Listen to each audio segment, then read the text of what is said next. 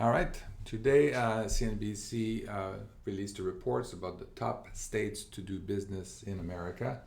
They scored all 50 states with on 135 metrics, and they kind of like combine these metrics in 10 categories. And so the results are not as predictable as one would think. Obviously, there's a lot of things going on with the tariffs, with uncertainty, and all of that, and changes to all kinds of different regulations and policies that the government has implemented. But so they're trying to incorporate some of that in there. But so the study that they've built is not an opinion survey. So they didn't survey a bunch of people saying, "Hey, is this a great state to work in? You know, how well are you doing?" and all that. So it's based on a number of sources that really measure state performances along all these criteria. We're going to go into the kind of like the different categories, what they mean in a second. But basically, every state, if they score one, like if they get 100% on everything, they can get up to 2,500 points. Okay? But this is a weighted average as well. So the economy takes on X percentage of the score, you know, so they that way. So we're going to go into the methodology in a second. But the states with the most points would be then rank America's top state to do business in. And this is the ranking right now. So North Carolina, number one, Texas, Florida, number three, Virginia, Ohio, Michigan, Georgia, Tennessee, Indiana. So there we go. So this is kind of like the list here. You know, nothing. So some of the places that I look at is California and New York. You know, it's a little bit kind of like middle of the road in terms of where they are. Delaware, I didn't realize it was there's not much going on for the government there. But Nevada is surprisingly a little bit lower than I thought. But yeah, so that's kind of like the state right now, the state ranking. So if we look at the top 10, this is what we're looking at. Another way to look at it is also to look at, if you look at North Carolina, is what are kind of like the key strengths of North Carolina. So you can see that they're not number one in anything, but there's like three categories that they're particularly strong in, namely the economy, workforce, and then business friendliness. So this is something that we can look at as we're looking at these each of these ranking, and also obviously where are they the weakest. So you can see Texas quality of life is at the bottom of the list for some reason. So then you can kind of like look at that and investigate that further and figure out what the score is on that. But let's look at the methodology that they're using for this. And basically starting with the economy. So they allow like 445 points out of the 2,500 for this particular category, and they examine the economic strength of each state. They look at the GDP growth, the job growth over the past year, and they measured also each state's fiscal condition. So how well are they doing fiscally as a state? They look at the credit ratings, the outlook, the budget pictures, the spending, revenue, reserves, as well as the pension obligation, because there's a big, a lot of states are insolvent in that situation. So we rate the health of the residential real estate market as well. How easy is it to get a home in this one? So look at price appreciation, equity, foreclosure activity, all this kind of stuff. So that's what they measure there. In terms of infrastructure, 405 points there. And they look at the vitality of each state's transportation system. Also the volume of goods shipped by air, waterways, roads, and rail. They look at the conditions of the highways and bridges. We have a tremendous amount of transportation and shipments that are going by road. So the conditions of the highway is very important. Bridges, availability of air travel, and the time it takes to commute to work is also something that's very important. So think of LA traffic, for example. I'm sure they didn't get full points on that.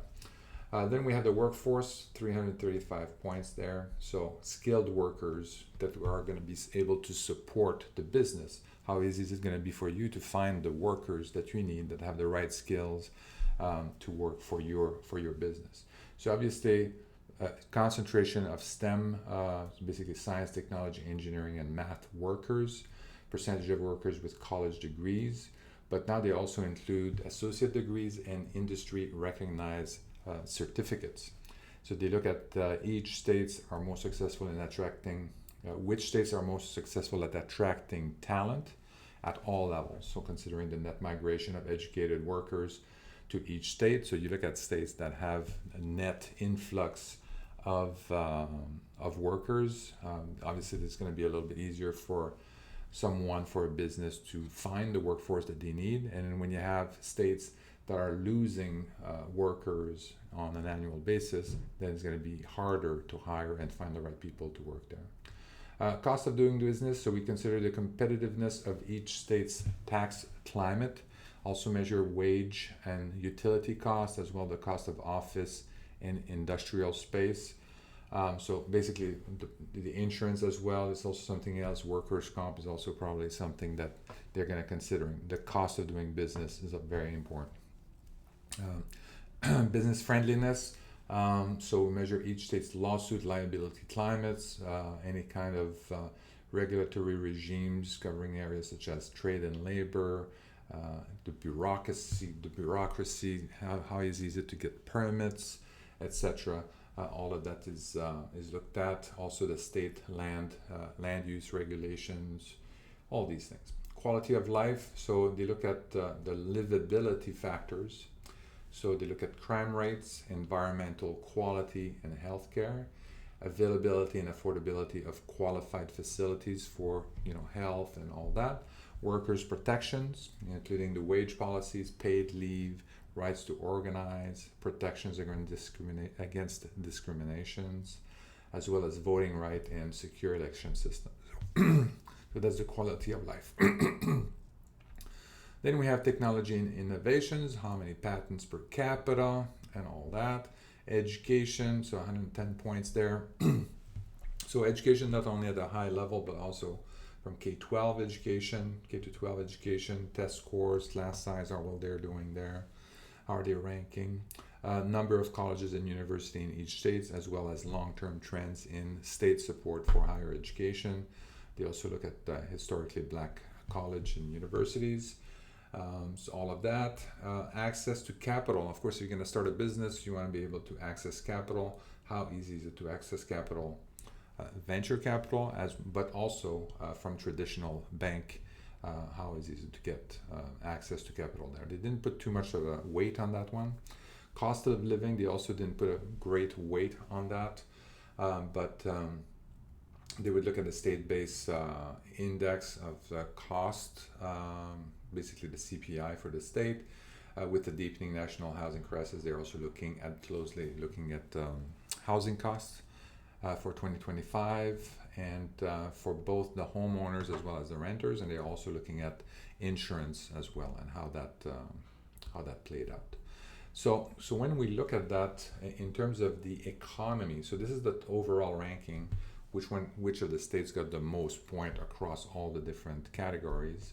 And we can see that, Texas, for example, with 49 in quality of life, that means you can go back to the methodology and say that, well, this because it's not, there's some issues with discriminations, there's some issues with, access to certain services, to quality of life, to, that kind of stuff. So this is, and that was a little bit surprising. I thought the quality of life would be better there, but.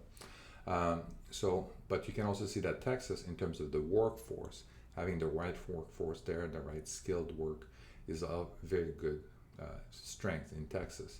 Look at number 2, the economy, strong economy. Technology and innovation, also very strong, ranked number 2 there.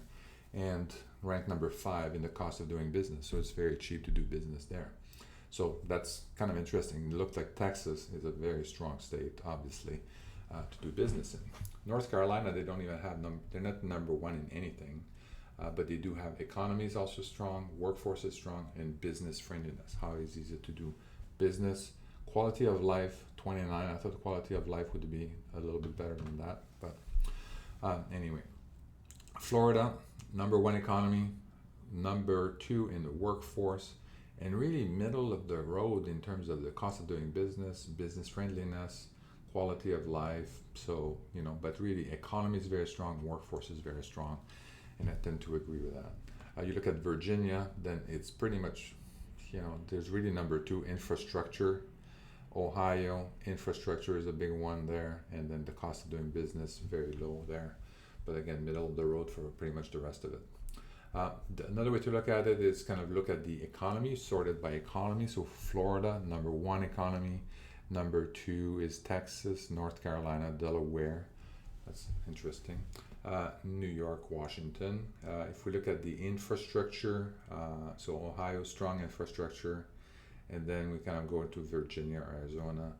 Workforce, also something pretty interesting. So Texas and Florida, in terms of workforce, Georgia, North Carolina, yeah. The cost of doing business, the cheapest place to do business is Oklahoma, Ohio, Indiana, Michigan. That's interesting. So because I'm also looking at kind of like areas where we invest. We invest in real estate in Ohio, in Cleveland, Ohio, Dayton, Cincinnati. So that's when I look at that state infrastructure. Yeah, great infrastructure. Cost of doing business, yeah, very low. Michigan also, Detroit. So cost of doing business there is relatively inexpensive for sure. We're also doing Illinois, but Illinois is not in that list so far. We also do St. Louis, Missouri. Missouri is right here. And then, so kind of the middle of the road or low road here for workforce and quality of life. And then I always like to look at California here. Where are they? There we go, 22nd on the list here. You see California is like very low on the bottom here, but so anyway, business cost of doing business. So this is kind of where we are, and cost of doing business here in California is very low, 40 out of 50. So in terms of ranking, business friendliness. So how easy is it to do business there? North Dakota, the Dakotas, Tennessee, North Carolina, Indiana. Quality of life, that's going to be interesting. Vermont, yeah, even though that's changing slightly. Maine, New Jersey, really, okay. Minnesota, Connecticut, Hawaii, North Dakota. Interesting.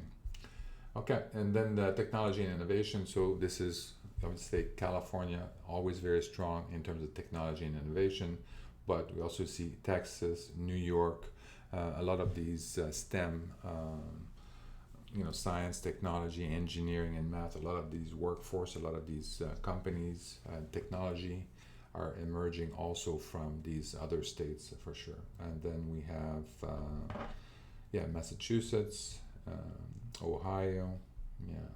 So that's kind of where we are. These are the states, the top states to do business in the United States.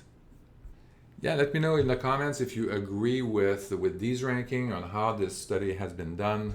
Show me your comments, and I'll reply to those. In the meantime, if you make sure you like and subscribe so that you are notified whenever I review some additional news and some breaking news. Until then, see you next time.